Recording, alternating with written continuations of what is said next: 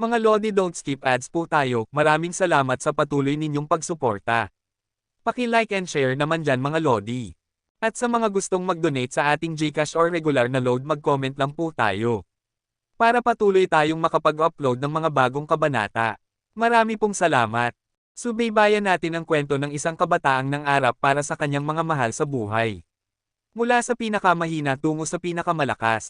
Alamin natin ang kwento ng kanyang buhay. Kabanata 1571 hanggang Kabanata 1580. Kabanata 1571. Maingat na unawain ang puso ng banal na hayop, ang lahat ng kapangyarihan ay nagmumula rito. Ang tinig ni Suzaku ay narinig sa isipan ni Yehan. Nang marinig ang mga salitang ito, ang isipan ni Yehan ay binalot ang puso ng buong banal na hayop na Suzaku. Mula sa tumitibok na puso, nakaramdam si Yehan ng isang nag-aapoy na aura, na para bang sa pusong ito, natutulog at sumisira ang mga apoy ng langit at lupa. Boom! Ang pagtibok ng puso ay parang tunog ng isang tambol, at ang isipan ni Yehan ay lubusang nabalot sa puso ng banal na hayop na Suzaku. Mula sa tumitibok na puso, si Yehan, na nag-uunawa mula sa lahat ng direksyon, ay nakaramdam ng kapangyarihan ng isang natutulog na apoy, na para bang sa tumitibok na puso. Sa isang puso, mayroong isang nakakatakot na apoy na natutulog. Hanggat ito ay tatawagan at bubuhayin, magagamit ito ni Yehan. Buzz buzz! Sa sandaling ito, ang banal na apoy ng Suzaku sa katawan ni Yehan ay hindi mapakali. Sila, na parang sama-samang tumanggap ng isang tawag, ay nagbuhos sa dibdib ni Yehan isa-isa. Sa sandaling ito, kung hinubad ni Yehan ang kanyang damit, makikita niya na ang kanyang buong dibdib ay parang apoy, at sa pamamagitan ng balat, tila ang nag-uumapo na mga apoy sa kanyang katawan ay makikita. Ang nag-uumapo na mga apoy ay sumulpot sa puso ng banal na hayop na Suzaku. Ito ay isang mas malakas na apoy. Kinokontrol na ni Yehan ang banal na apoy ng Suzaku, ngunit kung ikukumpara dito, ang antas ng lakas ay naiiba, ngunit ang pinagmulan ay pareho, lahat ng nagmumula sa iisang lugar, parang mga magkakapatid mula sa iisang ina. Bagamat magkakaiba sila sa edad, lahat sila ay nagmula sa iisang lugar. Ngunit ngayon, kung ikukumpara sa nag-uumapo na apoy sa puso ng banal na hayop na Suzaku na kinokontrol ni Yehan, ang banal na apoy ng Suzaku ay parang isang kapatid, at mayroon silang malakas na pagkakatugma sa isa't isa. Sa puso ng banal na hayop, may mga hibla ng makapangyarihang apoy na kumakalat, na nagsasama sa banal na apoy ng Suzaku na orihinal na kinokontrol ni Yehan. Sa ilalim ng gayong mga kalagayan, malinaw na naramdaman ni Yehan na ang banal na apoy ng Suzaku na kanyang kinokontrol ay lumalakas ng paunti-unti. Gayunpaman, bagaman ang kapangyarihan sa puso ng banal na hayop na Suzaku ay pinagsama sa banal na apoy ng Suzaku sa katawan ni Yehan, ang bilis ay hindi mababawasan. Ngunit ito ay napakabagal. Pagkatapos ng 3 magkakasunod na araw, naramdaman lamang ni Yehan na ang banal na apoy ng Suzaku sa kanyang katawan ay hindi gaanong nadagdagan.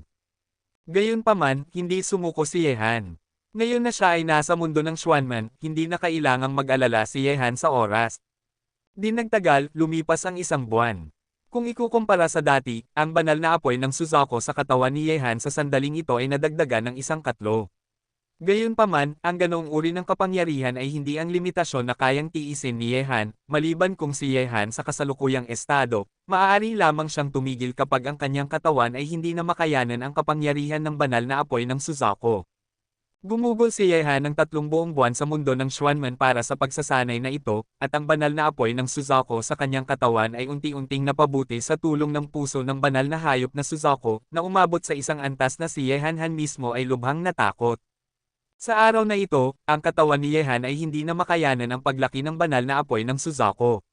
Kapag ang kapangyarihan ng banal na apoy ng Suzaku ay masyadong malakas at umabot sa limitasyon na makakayanan ng katawan ni Yehan, kung gayon si Yehan ay magdurusa sa pagbaliktad, maliban kung ito ay si Yehan, kapag lamang napaganda ang kaharian ng Suzaku ay maaaring patuloy na lumago ang banal na apoy ng Suzaku. Bigla, iminulat ni Yehan ang kanyang mga mata, at sa kanyang mga mata, mayroong isang tumatagos na liwanag ng apoy. Kaagad, ang banal na apoy ng Suzaku sa katawan ni Yehan ay pinakawalan, at ang nag-aapoy na apoy ay kumalat sa langit at lupa. Saan man ito dumaan, ang mga apoy ay napakataas na maging ang hangin ay nasunog, at pagkatapos, ang banal na apoy ng Suzaku na kinokontrol ni Yehan ay agad na nakabitin sa 100 metro ang taas na bundok. Sa isang iglap sa katahimikang ito, ang 100 metro ang taas na bundok ay tinunaw agad ng banal na apoy ng Suzaku, at nawala na parang bula. Ang tagpong ito ay lubhang kakaiba at nakakatakot. Ang mga bakas ay makikita pa rin sa lupa, si Yehan mismo ay halos hindi makapaniwala na mayroong 100 metro ang taas na bundok dito bago ito. Napakakatakot na kapangyarihan ng pagsira, natatakot ako na madaling mapatay ang mga master sa huling yugto ng Concentration Realm. Nagulat ang ekspresyon ni Yehan. Ang na-upgrade na banal na apoy ng Suzaku ay napakakatakot na maaari nitong agad na mawala ang 100 metro ang taas na bundok. Walang bakas. Bukod dito, pansamantala lamang ito. Kapag napabuti ang kaharian ni Yehan at nadagdagan ang kakayahan ng kanyang katawan na makayanin ito, ang kapangyarihan ng banal na apoy ng Suzaku ay maaaring patuloy na tumaas. Ito ang magiging malaking killer move ni Yehan. Halos ganoon na nga. Ang tinig ni Suzaku ay narinig sa isipan ni Yehan. Nang marinig ito, hindi na siya nakipagtalo sa kanya, at sinabi, Suzaku, dahil ang banal na apoy ng Suzaku ay napakamalakas, magagamit ko ba ang banal na apoy ng Suzaku upang palitan ang apoy ng langit at lupa? Suzaku said, ang pagkakaiba sa pagitan ng banal na apoy ng Suzaku at ng apoy ng langit at lupa ay ang apoy ng langit at lupa ay ipinanganak mula sa pagsilang ng langit at lupa, at ito ay puno ng espiritualidad. Maaari mong maunawaan ang espiritualidad na ito bilang puwersa ng buhay, at ang iyong God-killing 9 transformations ay batay sa kapangyarihan ng langit at lupa. Ang pagpapainit sa apoy upang gawing mas malapit ang pisikal na katawan sa tunay na katawan ay nangangailangan ng ganitong uri ng espiritual na apoy ng langit at lupa upang magbigay ng buhay na hindi mapapalitan ng banal na apoy ng Suzaku. Mukhang ang sinaunang mga guho ay dapat pumunta para sa isang pahinga.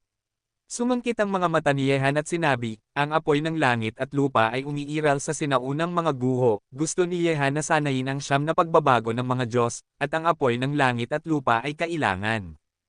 Pagkatapos, iniwan ni Yehan ang mundo ng Tawista, gumugol ng mahigit 3 buwan dito, at isang araw na ang lumipas sa labas. Tanghali na nang dumating si Yehan sa labas. Nang bumalik siya sa istasyon ng Tianlong, nagulat siya sa tanawin sa harap niya. Nakita niya na sa harap ng istasyon ng Tianlong, libu-libong tao na ang nagtitipon, ang siksik na karamihan ay nagtitipon, ang tanawin ay napakaganda, at si Shi Wulei ay may pinag-uusapan. Lahat patawad, ang Tianlong ay hindi mag-recruit ng mga disipulo mula sa labas sa kasalukuyan, lahat ay mangyaring umuwi. Bagaman sinabi na ito ni Shi Wulei ng maraming beses, ang karamihan ng mga tao na nagtipon dito ay hindi pa rin nagkakalat. Si Yehan ay narito. Sa oras na ito, may nakakita kay Yehan na bumalik at tiningnan siya ng sabay-sabay. Ngayon, nakatayo sa likuran ng Tianlong ay isang makapangyarihang lalaki na mas nakakatakot pa kaysa kay Haring Yan, na nagdulot na sa maraming tao na gustong sumali sa Tianlong. Ang nakakatakot na pagtaas ng Tianlong ilang oras na ang nakakaraan, kasama ang pag-iral ni Yehan, isang alchemist, ay napakaakit na. Sa wakas ay bumalik ka na. Huminga ng maluwag si Shi Wulei nang makita si Yehan na sumugod. Kabanata 1572. Magandang bagay ito. Kapag nag-recruit ng mga tao sa hinaharap, hindi na magiging mahirap. Gayunpaman, kailangan nating humanap ng paraan upang mag-recruit ng mga tao. Sinulyapan ni Yehan ang nakapalibot na mundo at bahagyang ngumiti. Hehe, tila ang prestihiyo ni Xiaoyue sa timog na lugar na ito ay lalong tumataas, at ang pag-angat ng Sky Dragon ay malapit na. Bigla, nang ang maingay na mga tinig sa langit at lupa ay tumataas at bumababa, isang malalim na tinig ang biglang lumabas. Ang direkta ng tinig na ito ay naghari sa anumang wika sa pagitan ng langit at lupa. Nang marinig ito, pinaikit ni Yehan ang kanyang mga mata, at nang tumingin, nakita niya sina Haring Helian at Haring Wusheng na naglalakad sa isang kawalan, at sa likuran nila ay sina Helian Waki at Ren Zhongshan na may hindi nasisiyahang mukha. Paano napunta rito sina Haring Helian at Haring Wusheng? Ang tagpong ito ay unti-unting nagpahina sa maingay na mga tinig sa pagitan ng langit at lupa, at lahat sila ay tumitig kina Haring Helian at Haring Wusheng. Hehe, si Haring Helian ay seryoso. Ano ang aking maliit na Tianlong kumpara sa palasyo ni Prinsipe Helian? Bahagyang ngumiti si Yehan, at isang malamig na liwanag ang sumilay sa kanyang mga mata. Sa kawalan, nang makita ang pagdating nina Haring Helian at Haring Wusheng, isang malamig na tingin ang sumilay sa mga mata ni Yehan. Tungkol sa nangyari kahapon sa teritoryo ni Haring Yan, sinamantala siya ni Haring Helian, at nasaktan ang puso ni Yehan. Ngunit lubhang nababagabag. Naramdaman ang sama ng loob sa mga salita ni Yehan, nahihiyang ngumiti si Haring Helian, at sinabi, kaibigan kong si Ye, ngayon ay nagtungo ako rito kasama si Haring Wusheng. Hindi ko alam kung maginhawa para sa iyo, kaibigan kong Ye. Bisitahin si Yehan. Nang marinig ang mga salita ni Haring Helian, may kakaibang tingin sa mga mata ng maraming tao. Mas malakas ito kaysa kina Haring Helian at Haring Wuzheng na bumisita kay Yehan. Alam ng lahat na ang intensyon ng lasing ay hindi uminom. Sa ngayon, si Haring Yan ay napromote na sa kataas-taasan ng 3 pagsubok. Ang kanyang lakas ay nakakatakot. Tinitingnan niya ang palasyo ni Haring Helian at ang palasyo ni Haring Wuzheng. Sina Haring Helian at Haring Wuzheng ay lumalapit kay Yehan, marahil dahil sa likuran ni Yehan ay may isang taong mas nakakatakot pa kaysa kay Haring Yan. Malakas. Maingat na ngumiti si Yehan, at sinabi, isang karangalan ito, Yehan, sina Haring Helian at Haring Wuzheng na bumisita, lahat, mangyaring. Parehong tumanggo sina Haring Helian at Haring Wuzheng, at sumunod kay Yehan papasok sa tirahan ng Tianlong. Nang makita ito, yumuko si Shi Wulei sa mga taong nagtitipon sa paligid ng Tianlong, at sinabi, lahat, mangyaring umuwi. Sa bulwagan ng tirahan ng Tianlong, sina Yehan, Haring Helian, at Haring Wuzheng ay naupo sa magkakaibang posisyon sa isang tatsulok. Sa likuran ni Haring Helian ay nakatayo si Helian Waki, at sa likuran ni Haring Wuzheng ay nakatayo si Ren Zhongshan na walang sinasabi, at si Shi Wulei ay nakatayo sa likuran ni Yehan. Ang kapaligiran sa buong bulwagan ay tila tahimik. Hindi nagsalita si Haring Helian, ni si Haring Wuzheng, ni si Yehan. Ang kanyang mga mata ay napunta kay Ren Zhongshan, marahil dahil sa pagbabago ng papel sa sandaling ito, siya ay nasa lugar ni Yehan. Maaari lamang siyang tumayo sa harap niya na nagdulot ng pangit na hitsura sa mukha ni Ren Zhongshan. Sa kabilang banda, si Helian Waki ay mukhang kalmado na parang ang tagpo sa harap niya ay walang epekto sa kanya. Kayo ay parehong kataas-taasan. Sa mga tuntunin ng pagiging nakatatanda, ako ay isang junior lamang. Sa mga tuntunin ng katayuan, malayo ako sa likuran sa madilim na lungsod na ito. Gayunpaman, lagi kong gusto ang pagbubukas ng ilaw at pagsasalita ng tapat. Hindi ko alam kung ang dalawang nakatatanda ay dumating sa aking maliit na templo ngayon. Kaya bakit, bilang host, si Yehan ay walang magawa kundi magsalita. Nang marinig ito, magaan na tumawa si Haring Helian at sinabi, Batang Ye, ito ay masyadong seryoso. Bilang isang disipulo ng guro, paano siya maihahambing sa mga ordinaryong tao sa madilim na lungsod na ito? Sinulyapan ni Haring Wuzheng si Yehan at sinabi, ayaw kong magpaligoy-ligoy. Dumating ako sa Tianlong ngayon upang humingi ng kooperasyon. Ang 3 pamilya ay bumuo ng alyansa. Hindi ko alam kung ano ang iniisip ni Ye Xiaoyu. Masaya. Nakangiting sabi ni Yehan, batay sa kasalukuyang sitwasyon, natatakot ako na ang mga sama ng loob sa pagitan ko at ng palasyo ni Yanwang ay mahirap lutisin, ngunit sa kasalukuyang ambisyon ni Yanwang, tiyak na gusto niyang sakupin ang madilim na lungsod at tapakan ang mga bayani. Li Yanwangfo at Wuzheng Wangfo, kaya, mula sa puntong ito, lahat tayo ay may iisang kaaway, ngunit isang alyansa. Gusto kong malaman kung gaano kayo kaseryoso rito.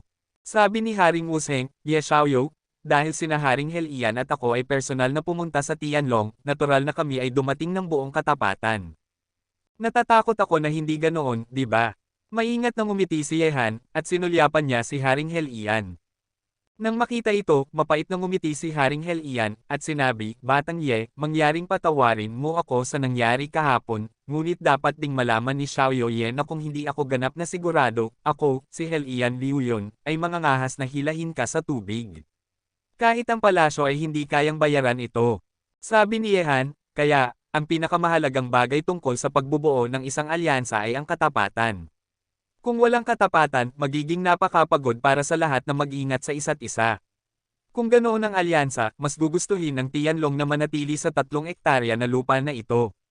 Anuman, gusto ko ng Yanwang Mansion hindi nila sasalakayin ang Tianlong ko sa ngayon, ano sa tingin ninyo? Nang marinig ito, mapait na ngumiti ulit si Haring Helian, alam niyang kumapit si Yehan sa nangyari kahapon. Ye Xiaoyu, lahat tayo ay may iisang kaaway, ang Yanwang Mansion, ngunit mas malayo pa, ang 3 pamilya natin ay may mas makapangyarihang kaaway. Sa ngayon, ang alyansa sa pagitan ng 3 pamilya natin ay mabuti para sa kasalukuyan at sa hinaharap. Sabi ulit ni Haring Helian. Wala akong pagtutol sa puntong ito. Umiling si Yehan at sinabi. Kaya, pumayag ba si Xiaoyu Ye na bumuo ng isang alyansa? Tanong ni Haring Wuzheng. Kinamot ni Yehan ang kanyang tenga at nakangiting sinabi, paano ang isang napakalaking bagay na tulad ng isang alyansa ay magiging napakaliit? Kapag nabuo ang isang alyansa, katumbas ito ng pagbibigay ng buhay sa isa't isa. Sa totoo lang, kulang talaga ako ng tiwala sa inyong dalawa. Natatakot akong kailangan kong muling isaalang-alang ang kooperasyon sa pagitan ng Helian Palace. Nang marinig ang mga salita ni Yehan, nanigas ang ekspresyon ni Haring Helian, at kumunat ang noo ni Haring Wusheng. Ang hirap ni Yehan ay lampas sa kanilang inaasahan. Ye Xiaoyu, sina Haring Helian at ako ay dumating dito ngayon ng buong katapatan. Tungkol sa tiwala, sa tingin ko ay maaaring mapanatag si Ye Xiaoyu. Ang disipulo ng banal na kamay, sa tingin ko ay walang sino man sa madilim na lungsod na ito ang mangangahas na saksakin siya ng palihim. Sabi ni Haring Wusheng nang may malalim na tinig. Kabanata 1573. Sinabi rin ni Haring Helian, kung saktan mo ang banal na kamay, magiging mas walang kapangyarihan ito kaysa sa pagharap kay Yan Yuntian. Ye Xiaoyu, sa tingin mo ba ay ganoon tayo kabobo? Nang marinig ito, tinapik ni Yehan ang kanyang mga daliri sa mesa, ngumiti, at sinabi, ang sinabi ninyong dalawa ay hindi walang katwiran, bakit hindi ninyo hayaang pag-isipan ko ang alyansa sa loob ng 2 araw? Ang sulok ng bibig ni Haring Helian ay kumarba, pag-iisipan ito sa loob ng 2 araw. Pagkatapos ng 2 araw, papatayin na sila ni Yan Yuntian. Sa oras na iyon, kahit na pumayag si Yehan na makipagtulungan, walang silbi na ito. Bukod dito, bagaman sinabi na ni Haring Helian na siya at ang Tianlong ay magkaalyansa, hindi ito inamin ni Yehan sa labas ng mundo. Kapag dumating ang oras, tiyak na mangangahas si Yan Yuntian na puksain ang tirahan ni Prinsipe Helian. Kumunat din ang noo ni Haring Wusheng, ang dahilan kung bakit sila dumating ng napakabilis ay upang bumuo ng alyansa sa Tianlong bago kumilos si Yan Yuntian. Sa sandaling bumuo sila ng alyansa sa Tianlong at tumayo sa iisang linya, kahit na gusto ni Yan Yuntian na alisin sila kailangan mong timbangin ito ng mabuti. Pagkatapos ng lahat, sa likuran ni Yehan ay ang guro na sinaunang master ng espada. Sa pagharap kay Haring Yan, na siyang kataas-taasang Panginoon na ng 3 pagsubok, ang palasyo ng Helian at ang palasyo ng Wusheng ay maaari lamang pumili na umiwas. Sa halip na mag-head-to-head, tiyak na hindi ito magtatapos ng maayos. Kapatid na Ye, hindi ko alam kung sasali ako sa Tianlong, maaari mo bang payagan? Sa sandaling ito, nagsalita si Helian Waki, at tiningnan niya si Yehan ng may seryosong mukha at sinabi. Nang marinig ito, nagulat si Yehan, ang maringal na anak ng palasyo ni Prinsipe Helian, ang henyo na nasa top 30 sa listahan ng mga bayani, ay gustong sumali sa maliit na templo ng Tianlong. Nagtaka si Yehan kung mali ang kanyang narinig. Gayunpaman, pagkatapos lamang magsalita ni Helian Waki, nagsalita rin si Ren Zhongshan, at nakita niya na siya ay nagagalit at sinabing may namumulang mukha, ako, si Ren Zhongshan, ay nais ding sumali sa Tianlong. Muli na namang nagulat si Yehan, nang makita ang 2 mahuhusay at makapangyarihang kabataang lalaki sa harap niya, bigla siyang nakauunawa ng marami. Si Helian Waki at Ren Zhongshan ay nagmungkahi na sumali sa Tianlong sa oras na ito. Ang layunin ng magkabilang panig ay marahil ay upang mas pagkatiwalaan ni Yehan ang palasyo ng Helian at ang palasyo ng Wusheng.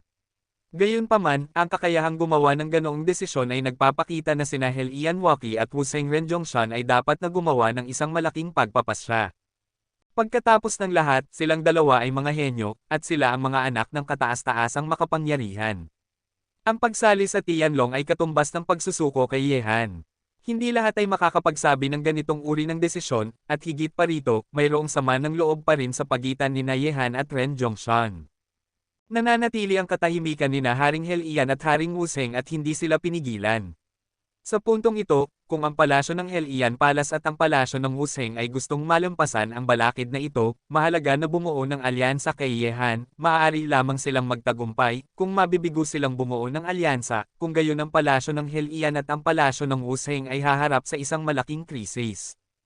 Ang mga mata ni Yehan ay napunta kina Helian Waki at Ren Zhongshan, magaan siyang ngumiti, at sinabi, ngayon, ang hindi inaasahang mga bagay ay nangyari ng sunod-sunod, ngunit ang mga mapagkukunan ng aking Tianlong ay medyo limitado, kahit na magpalaki ako ng isa pang tao ngayon ito ay isang pasanin, lalo na kayong dalawa, kapatid na Helian at kapatid na Ren, salamat sa pagtingin sa akin, Tianlong, ngunit natatakot akong mahihirapan akong pangakuan kayo.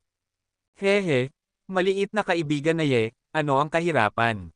Bilang isang kaalyado, ako, si Prinsipe Helian, ay handang suportahan ang Tianlong ng 5 milyong Spirit Stones. Nakangiting sabi ni Haring Helian. Nang marinig ito, inikot ni Yehan ang kanyang mga mata. Hindi pa siya pumayag na bumuo ng alyansa, ngunit ang matandang lalaking ito ay nagsabi na ng salitang bilang isang kaalyado. Ang lalaking ito ay talagang makapal ang mukha, bigla itong dumaikit. Ang aking Wuseng Palace ay handa ring gumamit ng 5 milyong Spirit Stones upang suportahan ang Tianlong. Sumunod din si Haring Wuzheng. 5 milyong Spirit Stones ay maaaring maraming mapagkukunan ng paglilinang para sa Tianlong, ngunit para kay He kahit na Wang Fu at Washeng Wang Fu, ang dalawang malalaking puwersa na namuno sa madilim na lungsod sa loob ng maraming taon, ay wala lang kundi isang patak sa dagat. Sa kanilang mga teritoryo, maaari nilang bayaran ang kanilang puhunan sa loob ng 1 o 2 buwan. Nang marinig ito, pinaikit ni Yehan ang kanyang mga mata, at agad na nakangiting sinabi, "Kayo ay napakabukas palad, talagang nahihiya ako." Hehe, bakit mo nasabi iyan, maliit na kaibigan na Ye? Bilang mga kaalyado, dapat nating tulungan ang isa't isa. Nakangiting sabi ni Haring Hel iyan. Nang marinig ito, sinabi ni Yehan na, "Walang gana, mabuti, dahil tinatrato ninyo ako ng buong katapatan, ang maliit na templo na ito ng Tianlong ay magpapahirap kina kapatid na Helian at kapatid na Ren." Nang marinig ito, sina Haring Helian at Haring Wuzheng ay agad na nagpakita ng isang pakiramdam ng kaluwagan. Matapos magsalita ng matagal, sa wakas ay nakumbinsi nila ang bastardo.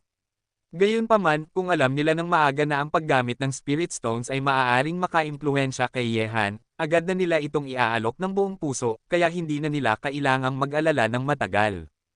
Nakangiting sinabi ni Haring Helian, si Ye Xiaoyo ay ang numero 1 henyo sa listahan ng mga bayani, at ngayon ay sinasamba niya ang pantas bilang kanyang guro. Sasali ako sa Tianlong ng walang katiyakan. Sa tingin ko ang mga tagumpay sa hinaharap ay magiging mas malaki pa. Papapuntahin ko si Waki bukas ng umaga dala ang 5 milyong Spirit Stones, sa tingin ko ay magiging magagandang kaibigan kayo. Hehe, natural iyon? Kayong dalawa? Gumamit ng tsaa sa halip na alak, nais ko sa atin ang isang masayang kooperasyon. Itinaas ni Yehan ang tasa ng tsaa sa kanyang kamay na may ngiti sa kanyang mukha. Nang makita ito, sina Haring Helian at Haring Wuzheng ay nagkatinginan at ngumiti, at pagkatapos ay silang tatlo ay uminom ito. Nang makita sina Haring Helian at Haring Wuzheng na umaalis na may mga ngiti sa kanilang mga mukha, ang ngiting mukha ni Yehan ay unti-unting huminahon. Bastardo ka, napakasama mo. Nakakuha ka ng 10 milyong spiritual stone sa loob lamang ng ilang salita. Ito ay sapat na para sa ating Tianlong na magsanay ng matagal, ngunit gusto ko ito. Ang magagandang mata ni Shi Wule ay nanlalabo. Nang tumingin kay Yehan, sa wakas ay nagpakita siya ng isang maliwanag na ngiti. Nang marinig ito, ngumiti si Yehan at sinabi, "Hindi mo talaga iniisip na bumuo ako ng alyansa sa kanila dahil sa 10 milyong Spirit Stones, di ba?" Sa totoo lang, hindi ko balak na tanggihan sila sa una, ngunit ang pagbuo ng isang alyansa ay napakadali, hindi ba? Hayaan silang maliitin ako, Yehan, ngunit sina Helian Waki at Ren Zhongshan ay talagang pumili na sumali sa Tianlong, na nagulat sa akin dahil nag-alok silang suportahan ng Tianlong, paano ko tatanggihan ang isang magandang bagay na tulad nito? Nang marinig ang mga salita ni Yehan, ngumiti si Shi Wule at sinabi, "Gayunpaman, ngayon ay talagang nagbigay ka sa akin ng maraming pananaw. Sa pamamagitan ng paraan, bumuo na tayo ng alyansa sa palasyo ng Helian at palasyo ng Wuzheng. Dapat ba tayong mag-ingat sa kanila? Hindi na kailangan sa ngayon." Sabi ni Yehan, "Ngayon sila ang humihingi sa atin, na hindi maganda para sa atin, at inilalagay nila ang kanilang sarili sa panganib. Higit pa rito, mayroong isang malaking puno sa likuran natin, at hindi sila mangangahas na magkagulo kahit na may tapang sila halika." Nang marinig ito, tumawa si Shi Wule, si Yehan ay sumamba sa sinaunang baliw bilang kanyang guro, ang Tianlong ay may sinaunang baliw bilang taga-suporta nito, at ngayon sa madilim na lungsod, walang sino man ang mangangahas na guluhin si Yehan. Sa pamamagitan ng paraan, sina Helian Waki at Ren Zhongshan ay kailangang mag-ingat. Pagkatapos ng lahat, kung sasali sila sa Tianlong at malaman na ang ilang mga lihim ay naipaalam, hindi ito magiging sulit para sa atin. Sabi ni Yehan, kung sila ay tapat sumali sa Tianlong, maaari silang itaguyod sa kanilang mga talento, kung mayroong anumang hindi pagkakaunawaan, hayaan silang magbakasyon sa Tianlong. Tumango si Shi Wule, ang pag-iral ng mundo ng Taoista ay ang pinakamalaking lihim ng Tianlong, at ito rin ang pinaka-nakakatakot na banal na lugar para sa paglilinang. Ang pag-iral nito ay hindi maipapakita hanggang sa ang Tianlong ay hindi ganap na makapangyarihan. Kabanata 1574. Sabi ni Shi Wule, "Huwag kang mag-alala, magiging mas maingat ako sa pag-aayos ng mga tauhan sa hinaharap at iiwasan ko silang dalawa." Sabi ni Yehan, "Maghahanap din ako ng pagkakataon upang subukan sila." Kung ito ay taos-puso, isang magandang bagay na ang dalawang mandirigmang ito ay sumali. Gayon din, ilabas ang balita ng alyansa ng Tianlong sa palasyo ng Helian at palasyo ng Wusheng at ang alyansa ay nabuo na ngayon. Ngayon, ang hinihintay ng dalawang matandang iyon ay ang pagsasalita natin sa labas ng mundo, sa sandaling malaman ng mansyon ni Haring Yan ang balita, si Haring Yan ay hindi mangangahas na basta-basta salakayin ang mga mansyon ni Helian at Wusheng. Aasikasuhin ko ang bagay na ito, sabi ni Shi Wulei, gayunpaman, kahit na ganoon, ito ay isang pansamantalang solusyon, hindi ang ugat ng problema. Ang mansyon ni Yanwang ay umiiral sa loob ng isang araw, at ito ay isang banta sa ating lahat. Bukod dito, isang pangmatagalang relasyon sa Helian walang nakakaalam kung anong mga pagbabago ang mangyayari sa panahon ng kooperasyon sa pagitan ni Wang Fo at Wusheng Wang Fo. May mga pagbabago tiyak, ngunit hindi ito mula sa kanila, kundi mula sa atin. Malamig na ngumiti si Yeleng at sinabi, tama si Haring Yan, isang city lord lang ang sapat para sa madilim na lungsod. Sa palagay ko, totoo rin ito. Sa ngayon, sina Haring Helian at Haring Wusheng ay gustong samantalahin ang aking suporta upang huminga. Bibigyan ko sila ng pagkakataon. Gayunpaman, hindi madaling bumaba pagkatapos sumakay sa aking magnanakaw na barko. Ngayon ay kooperasyon, at sa hinaharap ang katayuang ito ay kailangang magbago. Gusto mong salakayin sina Haring Helian at Haring Wusheng. Nagulat si Shi Wulei. Sabi ni Yehan, Mali, hindi ko naisip na patayin silang dalawa. Sa katunayan, ang sinabi nila ay tama, ngayon ang ating iisang kaaway ay si Haring Yan, at sa hinaharap, magkakaroon ng mas malakas na iisang kaaway. Jianzong. Huminga ng malalim si Shi Wulei. Ang Jianzong ay kasalukuyang pinakamakapangyarihang kaaway ni Yehan. Gayon din, ang relasyon sa pagitan ng palasyo ng Helian at palasyo ng Wusheng at Jianzong ay matindi rin. Sa puntong ito, lahat ay may iisang kaaway. Ang ideya ni Yehan ay napakasimple. Sa kasalukuyan, ang Tianlong, palasyo ng Helian, at palasyo ng Wusheng ay nasa isang relasyon sa kooperasyon. Gayunpaman, ang pangwakas na layunin ni Yehan ay hindi ganoon. Ang madilim na lungsod ay maaari lamang magkaroon ng isang city lord, at itinakda na ni Yehan ang kanyang paningin sa posisyong ito. Sina Haring Helian at Haring Wusheng ay maaari lamang sumuko sa Tianlong sa hinaharap. Siyempre, bagaman maganda ang ideya, mahirap itong ipatupad. Gayunpaman, ngayon na sina Haring Helian at Haring Wusheng ay sumakay na sa bangka ni Yehan, natural na susubukan ni Yehan na mapasuko sila sa Tianlong, pagkatapos ng lahat, ang mga ito ay dalawang kataas-taasang makapangyarihan. Di nagtagal, inilabas na ni Shi Wulei ang balita sa labas ng mundo, at ang balita ng alyansa sa pagitan ng Tianlong, Haring Helian, at Haring Wusheng ay kumalat na. Sina Haring Helian, Haring Wusheng, at Tianlong ay bumuo ng alyansa. Tila, sa ilalim ng presyon ni Haring Yan, sina Haring Helian at Haring Wusheng ay hindi na makaupo. Sa pamamagitan lamang ng pagbuo ng alyansa sa Tianlong ay magkakaroon sila ng kumpiyansa upang lumaban kay Haring Yan. Narinig ko na sina Haring Helian at Haring Wusheng ay pumunta sa Tianlong ngayon, at lumalabas na pumunta sila roon para sa isang alyansa. Sa ngayon, nakatayo sa likuran ng Tianlong Yehan ay isang mas malakas na tao na mas nakakatakot kaysa kay Haring Yan, nakatayo kasama ang Tianlong. Isang linya lang ang maaaring magparamdam kay Haring Yan ng takot sa kanila. Gayunpaman, isinasaalang-alang na si Yehan ay may ganoong reputasyon sa madilim na lungsod sa loob ng maikling panahon, hindi talaga madali para sa dalawang kataas-taasang nilalang na pumili na makipag-alyansa sa kanya at sakupin ang timog na lugar. Ngayon na ang tatlong puwersa ay bumubuo ng alyansa, natatakot ako na ang panig ni Haring Yan ay magiging patayan din. Ang alyansa ng tatlong partido ay nagdulot na ng bagyo sa madilim na lungsod. Kung ang ganitong uri ng alyansa ay hindi pa lumilitaw sa madilim na lungsod, ang pinagsamang paglaban sa Haring Yan, ang kataas-taasang tatlong pagsubok, ay nagdulot sa lahat sa madilim na lungsod na magtuon kay Yan. Tungkol sa alyansa sa pagitan ng palasyo at ng tatlong partido, bagaman sinasabing ang alyansang ito ay maaaring pansamantalang mapapanatili ang sitwasyon, sa ambisyon ni Haring Yan, tiyak na hindi niya ito hahayaang mawala. May isip ng lahat na ang mataas na antas na paligsahan sa madilim na lungsod ay nagsimula pa lamang. Ano kayang Tianlong, talagang bumuo ng alyansa sa palasyo ng Helian at palasyo ng Wusheng. Kung hindi ka isang disipulo ng banal na kamay, maaari kitang tadyakan hanggang sa mamatay. Isang mahigpit na tingin ang sumilay sa kanyang mukha, syempre alam na niya ang tungkol sa alyansa sa pagitan ng Tianlong, palasyo ng Helian, at palasyo ng Wusheng. Ama, ano ang dapat nating gawin ngayon? Ang mga mata ni Yan Yu ay lubhang ayaw, ang mansyon ni Yan Wang ay malapit nang sakupin ang madilim na lungsod at ngayon ay nangyari ang ganitong sitwasyon. Walang sino man ang makakahadlang sa gagawin ko, Yan Yung Tiyan. Sabi ni Yan Wang na may nakakatakot na malamig na liwanag sa kanyang mga mata, ang madilim na lungsod ay maaari lamang magkaroon ng isang overlord, at iyon ay ako, Yan Yung Tiyan. Sa ngayon, bumuo sila ng isang alyansa ng 3 partido. Ang kinatatakutan ko ay ang banal na kamay. Kapag pinukaw ko siya, ang aking mansyon ni Yan Wang ay masisira. Sa makatuwid, hanggat masisira ko ang kanilang alyansa, kapag dumating ang oras, sina Helian Liuyon at Ren Wusheng ay haharapin sila isa-isa. Ang susi sa pagsira sa alyansang ito ay nakasalalay sa disipulo ng banal na kamay. Kung siya ay mamamatay, ang alyansang ito ay masisira sa sarili.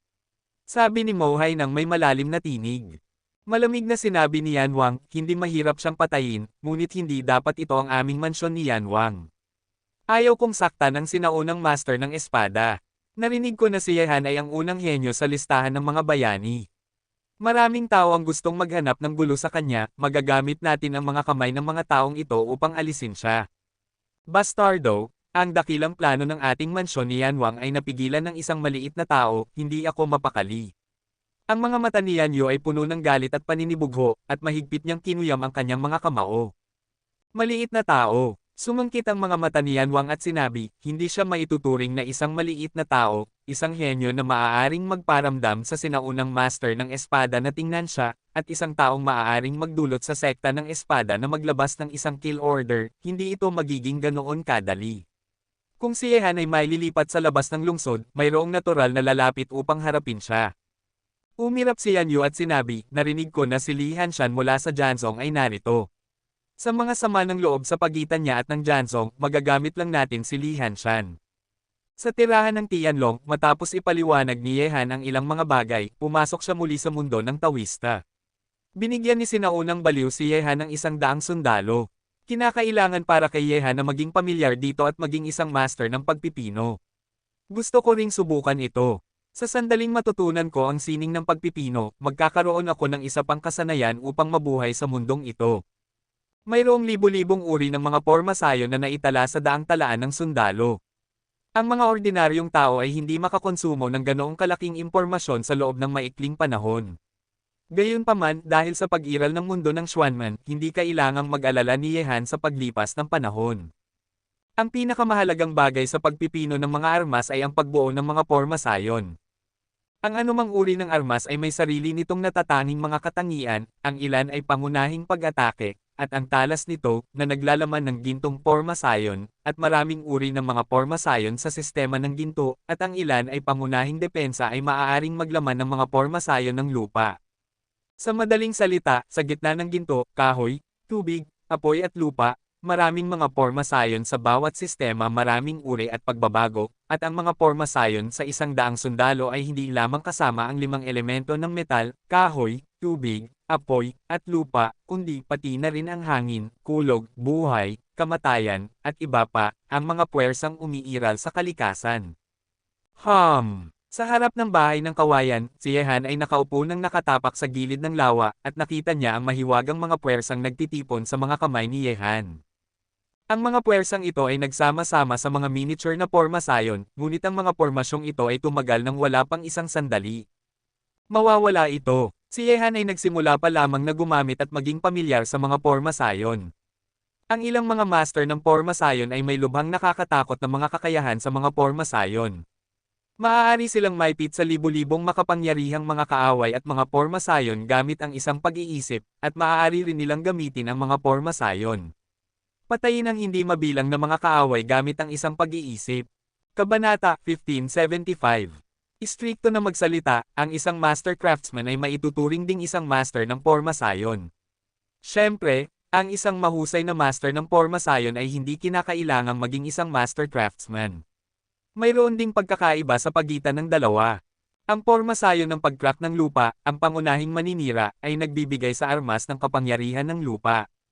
Pormasayon ng hangin, ang pangunahing bilis, ay maaaring dagdagan ang bilis ng pag-atake ng tagadala ng espada. Mapangahas na pormasayon ng araw. Bagyo. Ang mga pormasayon ay nabuo sa mga kamay ni Yehan. Sa pagtukoy sa mga paraan ng paglilinang sa aklat ng daang sundalo, si Yehan ay patuloy na pamilyar sa mga porma sayon. Siyempre, sa kasalukuyang yugto, gusto ni Yehan na harapin ang mga pormasyong ito. Ang mga porma sayon ay maaaring gumana ng malaya, at mahirap lumipat sa iba't ibang mga porma sayon gamit ang isang pag-iisip, maliban kung maabot ang antas ng isang sinaunang baliw. Ang kailangan lang gawin ni Yehan ngayon ay maging pamilyar sa iba't ibang mga porma sayon sa aklat ng daang sundalo, masterin ang mga ito, at ilapat ang mga ito sa proseso ng pagpipino ng mga armas. Ang paglalarawan sa porma sayon ay hindi mahirap, ngunit ang mahirap ay kung paano makamit ang pagbuo ng isang pag-iisip, na nangangailangan ng isang proseso, pangmatagalang paggamit at kasanayan sa porma sayon, gaya ng kasabihan, ang pagsasanay ay gumagawa ng perpekto, pagkatapos gawin ang isang bagay sa loob ng mahabang panahon, maaari mo itong unti-unting makamit. Isang uri ng kaharian. Lumipas ang isang gabi, at si Yehan ay lumabas sa mundo ng Xuanman kinaumagahan. Gumugol siya ng higit sa isang buwan sa mundo ng Xuanman. Naging pamilyar na ako sa lahat, kahit na hindi ko sinasabing ang bawat uri ng porma sayon ay madaling gamitin, ngunit para sa pagpipino ng mga armas, hindi problema ang ilarawan ang porma sayon sa armas. Siyempre, ang uri ng porma sayon na kailangan ng bawat armas ay nakasalalay din sa mga materyales na ginamit sa pagpipino ng armas.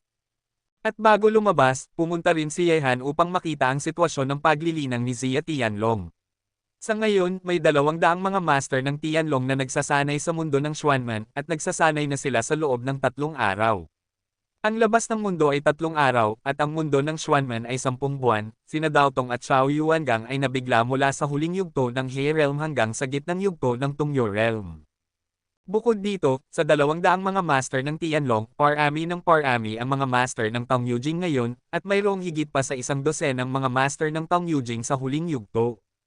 Ang lakas ng mga taong ito ay mas mataas kaysa kay Dao Tong noon, at Xiao Yuangang, kaya ang antas ng pag-promote ay mas mataas kaysa sa kanila.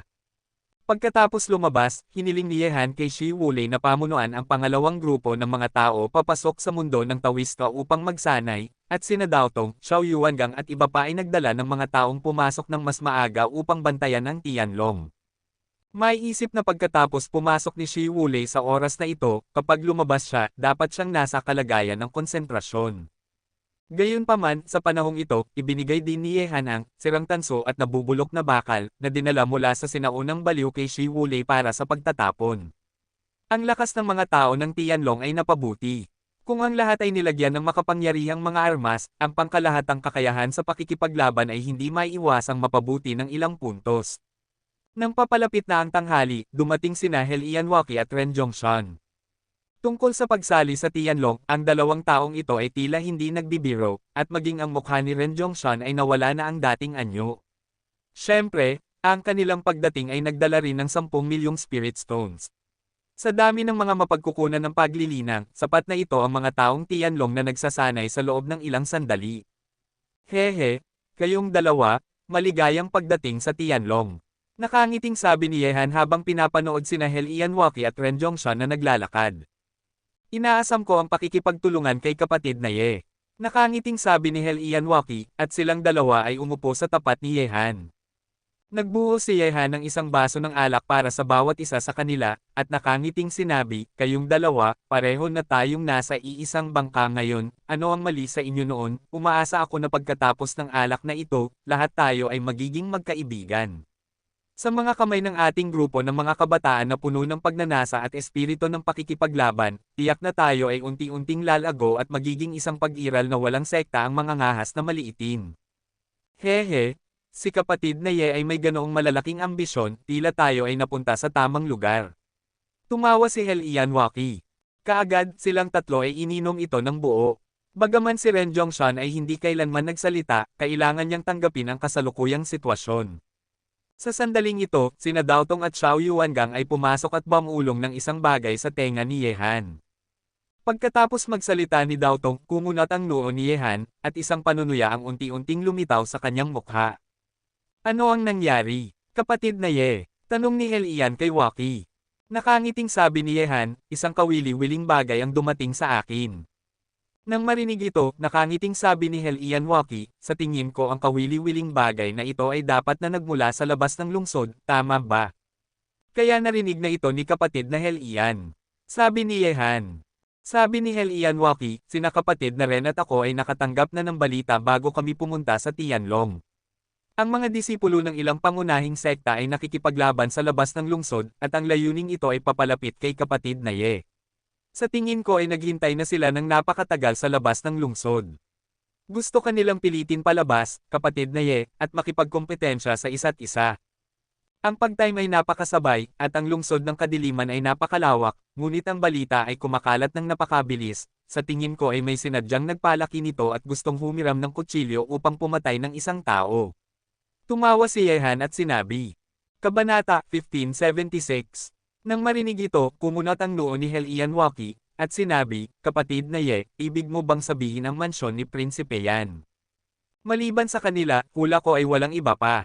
Sabi ni Yehan, sa kasalukuyan, ang alyansa ng tatlong partido sa pagitan ng Tianlong, Palasyo ng Helian, at Palasyo ng Wusheng ay nagdulot kay Haring Yan na hindi manggahas na kumilos ng basta-basta. Gayunpaman, kung mamamatay ako, kung gayon ang alyansang ito ay hindi sila ay babalik sa kanilang dating posisyon, at sa oras na iyon, sa tingin ko ay sasalakayin ni Haring Yan ang Palasyo ng Helian at Palasyo ng Wusheng. Siyempre, ang mansyon ni Prinsipe Yan ay hindi mangangahas na salakayin ako ng personal. Ito ay walang alinlangang ang pinakamagandang paraan upang pumatay gamit ang isang kutsilyo, at ang kutsilyong ito ay natural na ang mga disipulo ng sekta sa labas ng lungsod na naghihintay na gamitin ng iba. Sabi ni Yehan. Nang marinig ang mga salita ni Yehan, lumiit ang mga mata ni Helian Waki at Ren Zhongshan. Walang nangyari kay Yehan. Ang alyansang ito ay nakamit ng may paghihirap. Kapag may nangyari kay Yehan, ang lahat ng kanilang pagsisikap ay magiging walang kabuluhan. Kapatid na Ye, dahil ito ay isang laro, hindi ko alam kung ano ang gusto mong gawin. Tanong ni Helian kay Waki. Nakangiting sabi ni Yehan, dahil may mga taong tumatawag para sa labanan sa labas ng lungsod, kung tumanggi silang makipaglaban, hindi ba ako maliitin ng mga tao, Yehan, at sa round na ito, ako rin ay minamaliit ni Haring Yan, kaya gusto ko lang makita kung ang round na ito ay masisira pagkatapos noon, ano ang gagawin ni Haring Yan sa susunod. Ibig sabihin ni kapatid na Ye na hamon. Kumunat ang noo ni Helian Waki, alam na ito ay isang laro, ngunit tumatalon pa rin. Nakangiting sabi ni Yehanhan, mayroong ilang mga tao sa listahan ng mga bayani na may mga opinyon sa akin. Lagi nilang gustong tapakan ako. Noong huling talunin ko sina Siyo at iba pa, ang pagpatay kay Shen Luoyang ay hindi sila nagulat.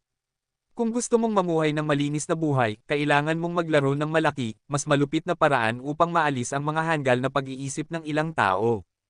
Nang marinig ito, nagulat ang mga puso ni Helian Waki at Ren Zhongshan. Mula sa mga salita ni Yehan, pareho silang nakaramdam ng isang malupit na intensyon sa pagpatay. Tungkol sa mga disipulo ng sekta na tumatawag sa labas ng lungsod, tila naghahanda si Yehan na makipaglaban gamit ang dugo. Ang paraan upang harapin ito, ngunit, magagawa ba ito ni Yehan? Kapatid na Helian, kapatid na Ren, narinig ko na si Li Hanshan mula sa sekta ng espada ay tumatawag para sa labanan, bakit hindi natin sila sama-samang puntahan sandali? Tiningnan ni Yehan sina Helian Waki at Ren Zhongshan, at ngumiti. Siyempre, ako, si Helian Waki, ay hindi magiging mahinahon kapag nakikipag-usap sa mga tao ng Jansong. Isang malamig na liwanag ang sumili sa mga mata ni Helian Waki, at sinabi, gayunpaman, dahil ang sitwasyong ito ay kinokontrol ng palasyo ni Yanwang, dapat ba tayong mag-ingat sa kanila? Hindi, ang mga tao mula sa mansyon ni Yanwang ay hindi mangangahas na salakayin ako. Sabi ni Yehan, sa oras na ito ang ating target ay ang grupo lamang ng mga disipulo ng sekta sa labas ng lungsod.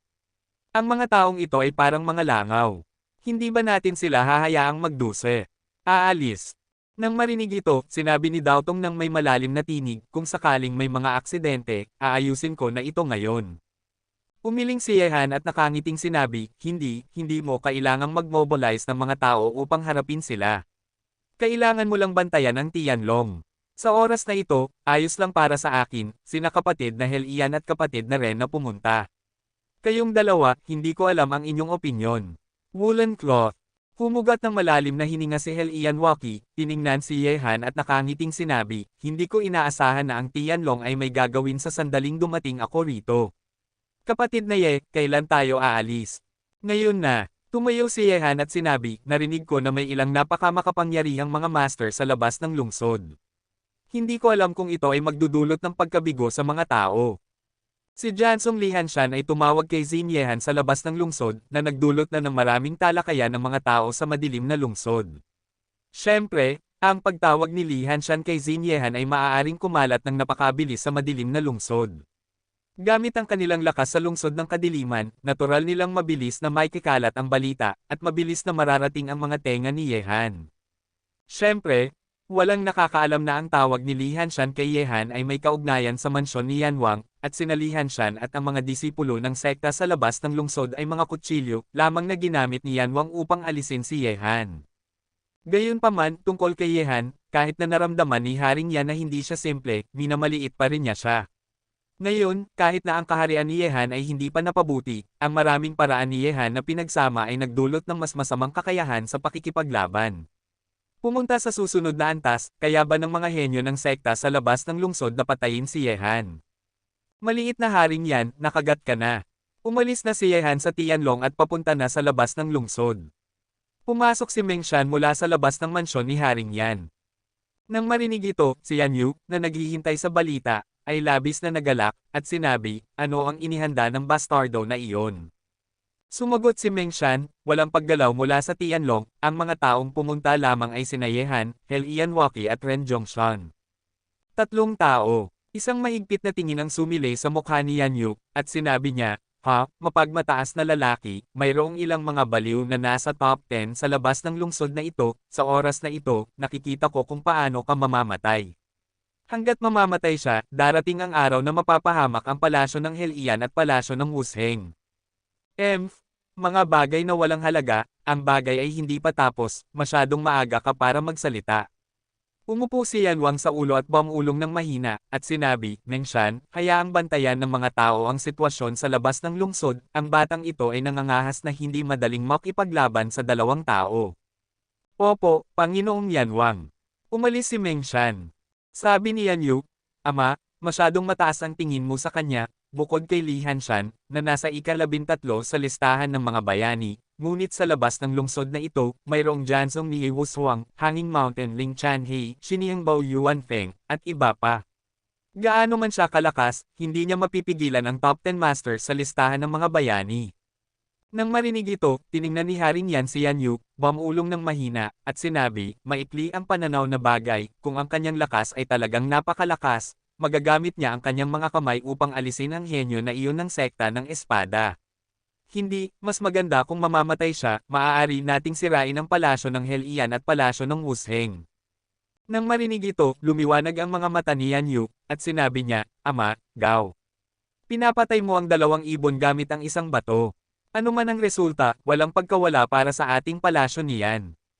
Paano kung ang bastardo na si Yehan kung si Ye Wushuang ay mapatay, ang sekta ng espada ay malamang na magsusuka ng dugo sa galit, ngunit kung si Yehan ay mapatay, ang ating susunod na plano ay maaaring maisigawan ng maayos.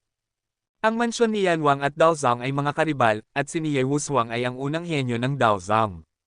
Kung mamamatay siya, ito ay magiging isang malaking kagalakan para sa mansyon ni Yanwang. Gumamit ng utak ng higit pa kapag gumagawa ka ng mga bagay. Bumulong si Yanwang, at sinabi, gayunpaman, sa oras na ito, si Yehan ay nang-ahas na tanggapin ang hamon na may dalawang tao lamang. Sa tingin ko ay dapat siyang umasa sa kanya upang bantayan ang paggalaw sa labas ng lungsod. Kabanata 1577. Sa labas ng madilim na lungsod, habang tinatawag ni Lihanshan si Yehan, ang mga disipulo ng sekta na orihinal na nakakalat sa paligid ng lungsod ay nagtipon, tulad ng henyo ng sekta ng espada na si Ni Wushuang, Hanging Mountain Ling Chanhei, Xiniangbao Yuan Feng, Yuan Chun, at iba pa. Dalawang magkakapatid. Ang lalaking ito na si Lihanshan ay naghamong kay Yehan, mangangahas bang lumaban si Yehan. Pumihit si Ling Chanhei at tinitigan ang daan palabas ng lungsod sa unahan, at ang iba pang mga henyo ng sekta ay tumingin din sa unahan. Hawak ni Ye Wushuang ang isang mabigat na mahabang kutsilyo at sinabi, mahirap sabihin. Kung si Lihanshan lang ang narito, marahil ay lalaban siya, ngunit kasama mo at ako at si Yuan Feng mula sa Eagle Fort, marahil ay makakalaban siya. Kailangan mong isipin ito ng mabuti. Ni Ye Wushuang? Ibig mo bang sabihin na ako, Lihanshan, ay kailangang umasa sa iyo? Ang mga salita ni Ye Wushuang ay nagdulot sa isang batang lalaki na nakasuot ng itim na bamulong ng malamig, at ang kanyang malamig na mga mata ay tumingin kay Ye Wushuang na parang isang talam. Ang mga sama ng loob at sama ng loob sa pagitan ng Jianzhong at Daozang ay hindi mga lihim, hindi lamang sa Daozang, ngunit ang dalawang pangunahing puwersa ng Shuangkong Mountain at Chanwangfo ay may maraming alitan sa Jianzhong. Nang marinig ito, may pagkutya na ngumiti si Ye Wushuang. Bagaman si Li Hanshan ay nasa ika-13 sa listahan ng mga bayani, hindi pa rin niya ito binibigyang pansin. Ang nag-iisang henyo ng mandirigma na maaaring matakot kay Ye Wushuang ay si Duguao. Matagal ko nang inaasam ang unang talento sa listahan ng mga bayani. Noong huling natalo ako sa kanya kahit noong ika-4 na buwan. Gusto ko talagang makita kung ang lalaking ito ay may 3 ulo at 6 na braso. Isang binata ang ngumiti na parang lawin. Ang kanyang mga mata ay napakamatalas. Sa ilalim ng mga paa ng binata, mayroong isang malaking halimaw, maitim na pula sa lahat. Ang kalaliman ng mga ruby-like na mata nito ay mabangis. Ito ay isang napakamabangis na halimaw, at umabot na ito sa espiritual na antas. Kaharian ng demonyo. Tiningnan ni Ye Wushuang ang taong ito. Ang kabilang partido ay si Yuan Chun, isang disipulo ng Eagle Castle na nasa ika-16 sa listahan ng mga bayani, at ang binata sa tabi niya na may malungkot at malamig na aura ay si Yuan Feng, isang henyo ng Eagle Castle. Ang kanyang rango ay mas mataas kaysa kay Ye Wushuang, direktang nirerango sa ika-5, at ang kanyang lakas ay napakalakas. Ang kanyang buhay ay akin. Malamig na bamulong si Li Hanshan. Matagal na siyang nagbabantay sa labas ng madilim na lungsod. Gusto niya lang patayin si Ye Han, isang disipulo ng sekta ng espada, para sa target. Hehe, gusto mo akong patayin? Li Hanshan, bibigyan kita ng pagkakataon ngayon. Sa oras na ito, sa kawalan sa harap ng mga disipulo ng mga pangunahing sekta, 3 figure ang dumating laban sa hangin, at agad na pumasok sa paningin ng mga henyo ng mga pangunahing sekta. Sa isang iglap, ang mga matang iyon ay tumitig kina Ye Han at sa kanilang 3, napakamatalas, isang makapangyarihang aura ang kumalat sa kawalan. Sa ilalim ng nakakatakot na presyon, sina Ye Han at ang iba pa ay determinado na sumulong nang hindi binabago ang kanilang mga ekspresyon. Hehe, narito na talaga, at nagdala lamang ng 3 tao, kaya't matapang. Pumihit si Ling Chanhe at ngumiti, at ang mga mata ni Ye Wushuang ay puno rin ng ningning. Para kay Ye Han, ang isa na gumawa ng Daozang ang henyo na pinupuri ng mga higanti at ng mga higanti ng Hanging Mountain, matagal na nilang gustong puntahan at makita siya. Siya si Ye Han. Mas mainam na makita siya kaysa maging sikat. Nasa gitnang yugto lamang siya ng underworld. Paano niya natalo sina Siyo at ang mga taong ito? Tinitigan ni Ye Wushuang si Ye Han ng may mainit na mga mata. Hoy, siya ay isang paylay nga.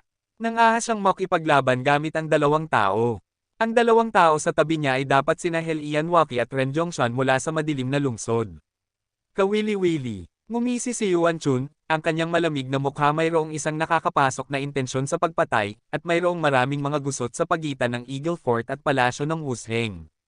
Sa sandaling ito, nang makita ang 3 kay Ye Han na naglalakad, ang mga mata ni Li Hanshan ay puno ng intensyon sa pagpatay, at sinabi niya, akala ko ay magkakaroon ka ng hindi inaasahang mga paghahanda, ngunit ngayon ay tila ikaw ay narito upang mamatay. Ako, Li Hanshan, ay puputulan ang ulo ng iyong aso. Ito ang gusto kong sabihin sa iyo, Li Hanshan. Ngayon, wala sa mga disipulo ng Jianzhong ang makakaligtas. Isang napakamalamig at mahigpit na tinig ang lumabas sa kawalan, at sina Ye Han ay dinala sina Helian Waki at Ren Zhongshan upang huminto sa kawalan sa harap ni Li Hanshan. Sa madilim na mga matang iyon, ang mabangis na intensyon sa pagpatay ay sumabog, na parang balot tulad ng piraso ng langit at lupa na ito. Sa sandaling ito, matapos marinig ang mga salita ni Ye Han, ang mga disipulo ng ilang pangunahing sekta ay lumiit ang kanilang mga mata, at wala sa mga disipulo ng Jianzhong ang makakaligtas. Ito ay baliw, alam mo, kahit na ang mga disipulo ng ibang mga sekta ay hindi inaatake si Ye Han ngayon, ang Jianzhong lamang ay may higit sa 10 mga disipulo dito. Sa kanila ay may 4 o 5 mga master sa kalagayan ng konsentrasyon, at mayroon ding si Li Hanshan, isang master sa huling yugto ng kalagayan ng konsentrasyon, at paano kaya nina Ye Han at ng kanilang 3 na sama-samang sirain ang pag-iral ng Jianzhong. Ang master dito. Ang lalaking ito ay gustong maglaro ng malaki. Tila gusto niyang kunin muna ang disipulo ng sekta ng espada. Nagkatinginan sina Helian Waki at Ren Zhongshan at mahinahong tumayo sa likuran ni Ye Han.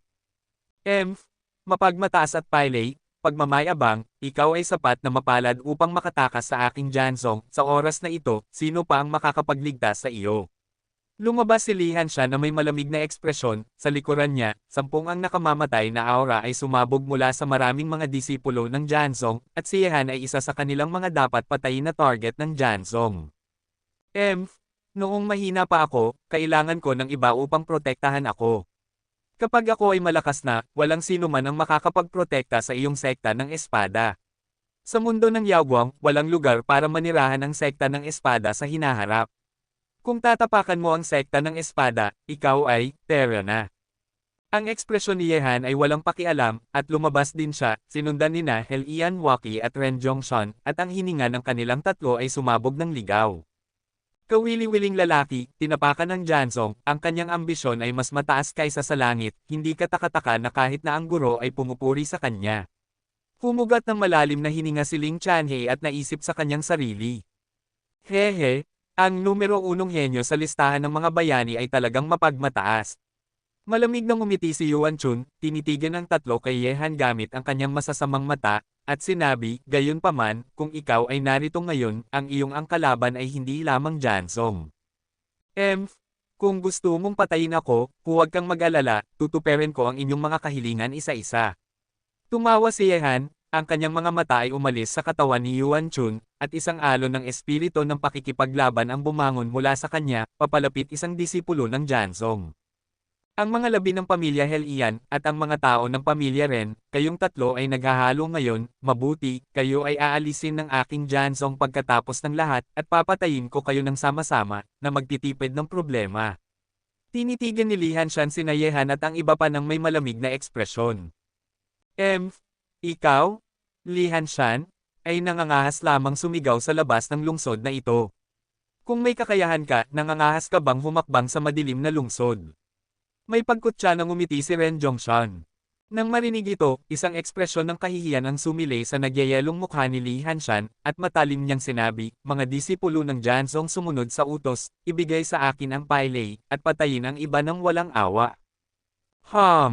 Pagkatapos sabihin ni Li Hanshan, higit sa 100 ng mga disipulo ng sekta ng espada ay gamulong patungo kina Yehan at sa kanilang tatlo.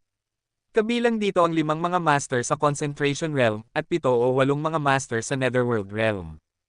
Kabanata 1578. Bakit pa mag-abala, Li Hanshan? Ako lang ay sapat na upang sirain ang iyong mga disipulo ng sekta ng espada.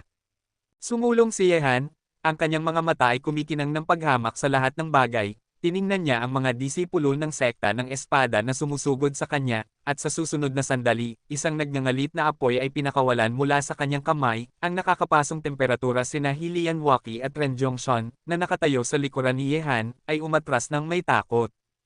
Maliwanag, hindi nila inaasahan na si Yehan ay may ganoong nakakatakot na apoy, at ang nakakatakot na temperatura ay nagparamdam sa kanila ng kanilang mga kaluluwa sila ay malulunok nito. Napakamalakas na apoy, ang Yehan na ito ay talagang may ganitong uri ng paraan.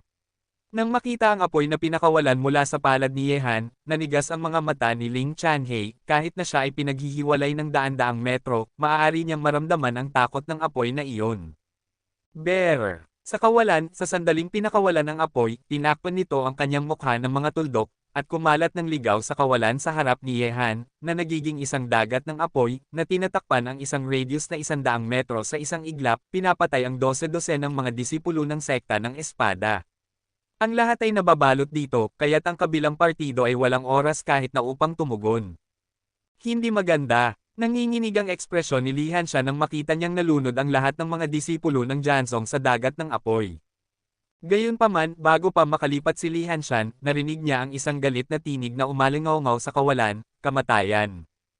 Ang tinig na ito ay puno ng galit at walang katapusang pagpatay, tulad ng isang Diyos ng kamatayan na nagpapahayag ng kapalaran ng iba, na nagdulot ng panginginig sa mga disipulo ng mga nakapalibot na sekta.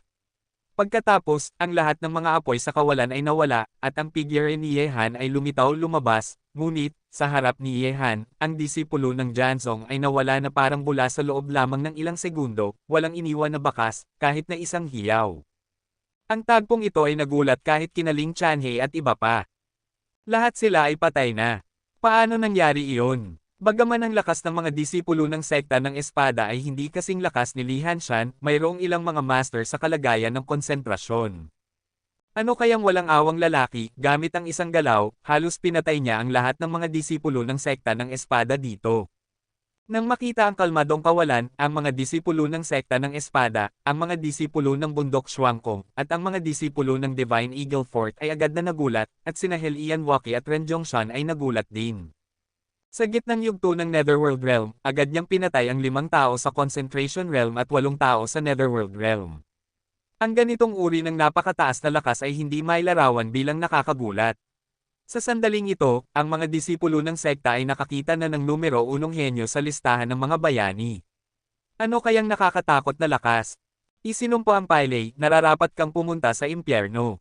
Ang katawan ni Li Hanshan ay puno ng galit at ang nakakagulat na intensyon sa pagpatay ay kumalat sa kawalan na parang alon. Higit sa 100 ng mga disipulo ng sekta ng espada ay agad na pinatay ni Yehan, na nagdulot sa kanya ng pagkagulat at galit.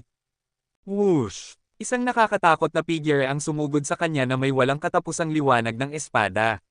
Sa sandaling ito, ang kawalan sa harap ni Yehan ay lubusang nabalot ng liwanag ng espada. Ito ay isang parang espada, at ang matalas na kapangyarihan ay magpupunit sa kawalan. Kumilos na si Li Hanshan. Ang mga nakapalibot na mata ay napunta kay Li Hanshan. Bilang ika-13 master sa listahan ng mga bayani, at si Li Hanshan ay nasa huling yugto na ng concentration, tiyak na kaya niya maabot ang top 10, ang kanyang lakas ay napaka-nakakatakot, ang kapangyarihan lamang ng espadang ito ay maihahambing sa top 10 masters. Li Hanshan, nangangahas ka bang patayin ako gamit ang iyong lakas? Ngumiti si Yehan, bigla, ang espada ni Yehan ay may mga pagsabog ng gintong liwanag, at ang mga gintong liwanag ng espada ay kumalat din sa buong kawalan. Sa isang iglap, walang katapusang ang kapangyarihan ng pagpatay ay sumabog sa kawalan, at ang kapangyarihan ng dalawa ay nagbanggaan, na naglalabas ng isang nakakagulat na tunog, at ang mga alon ng kapangyarihan ay nagwawalis. Kaagad, sa kawalan, namutla ang mukha ni Li Hanshan, at sa ilalim ng pagwawalis ng nakakatakot na puwersang iyon, bigla siyang umatras, palabas sa sakop ng pag-atake ni Yehan. Li Hanshan? Ikaw ay kasing yabang mo, ngunit ikaw ay nanumpa na papatayin mo ako, ano ang nararamdaman mo ngayon? Nang makita si Li Hanshan na nagmamadaling umalis, si Yehan ay may isang ekspresyon ng panunuya sa kanyang mukha, ang kanyang figure ay parang kidlat, siya ay tumakbo ng mabilis sa kawalan, at sumugod mula sa langit gamit ang isang hayag na espada. Isang kidlat ang sumilay sa kawalan, at ang target nito ay si Li Hanshan na umatras. Sa sandaling ito, ang mukha ni Li Hanshan ay nabaluktot sa sukdulan. Sa pagharap kay Yehan, siya, isang henyo ng sekta ng espada, ay hindi tugma. Ito ay nagparamdam sa kanya ng walang katapusang kahihiyan. Alam mo, sa labas ng lungsod na ito, tinatawag niya si Yehan, sinabi na niya sa sinuman na ang buhay ni Yehan ay kanya, kaya dapat siyang patayin. Gayunpaman, ang paligsahan ay nagsimula pa lamang, at siya lamang ang disipulo ng Janzong ang natitira, at kahit siya ay hindi kalaban ni Yehan. Ang pakiramdam na ito ng pagsampal sa kanyang mukha ay halos magpabaliw kay Li Hanshan. Ang espada ni Yehan ay bumagsak, at sa pagmamadali, nakita niya ang isang nakakatakot na intensyon ng espada na sumabog mula sa katawan ni Li Hanshan. Bilang isang henyo ng sekta ng espada, natural na napagtanto ni Li Hanshan ang kanyang sariling intensyon ng espada, at ang kapangyarihan ng intensyon ng espadang iyon pinindot sa isang pagsasanay sa kabayo, sumabog. Tila ang iyong mapagmataas na Li Hanshan ay wala ng iba pa. Bigla, ang intensyon ng espada sa katawan ni Yehan ay sumabog, at ang pangalawang antas na intensyon ng espada ay walang awa na sinira ang pag-atake ng intensyon ng espada ni Li Hanshan sa isang nakakapang-api na paraan. Si Li Hanshan ay samukha ng ligaw, namutla ang kanyang mukha, at patuloy na umatras sa kawalan. Sa pagharap kay Yehan, hindi siya makapang-atake. Sa sandaling ito, naramdaman talaga ni Li Hanshan ang takot kay Yehan, kaya ano ang tungkol sa mga huling yugto ng concentration. Sa pagharap kay Yehan sa gitnang yugto ng Tong Yujing, mukhang mahina pa rin siya. Ang kanyang lakas ay lalong naging baligtad. Marahil ay hindi niya ginawa ang kanyang makakaya nang makipaglaban siya kay Sion noong araw na iyon. Sabi ni Helian Waki, ang kanyang tagpo, ang tagpong iyon, ay sariwa pa rin sa kanyang alaala, sa ilalim ng suntok na iyon, hindi niya ito kayang pigilan. Si Li Hanshan ay nasa panganib. Ang lakas ni Yehan ay hindi maaaring hatulan ng karaniwang kahulugan. Umabot lamang siya sa gitnang yugto ng Yujing, ngunit siya ay napaka-nakakatakot at baligtad. Sabi ni Ling Chanhe kay Nie Wushuang. Kabanata 1579. Hawak ni Nie Wushuang ang mabigat na mahabang kutsilyo at malamig na sinabi, hindi ba'y mas maganda kung si Li Hanshan ay mamatay? Nang marinig ito, tumango si Ling Chanhe. Parehong ang bundok Xuangkong at Daozang ay may mga sama ng loob sa Jianzhang. Mula sa isang pananaw, sina Li Hanshan at sila ay pantay na mga karibal. Pagkatapos mamatay ni Li Hanshan, nawala ng Jianzhang ng isang nakakatakot na henyo. Kapatid, sa mga henyo ng ating Condor Eagle Castle, tila kailangan mong tapokan ang bastardo na ito. Nang makita si Yehan na sinasakal si Li Hanshan sa lahat ng direksyon sa sandaling ito, sinabi ni Yuan Chu na may mukha ng inggit.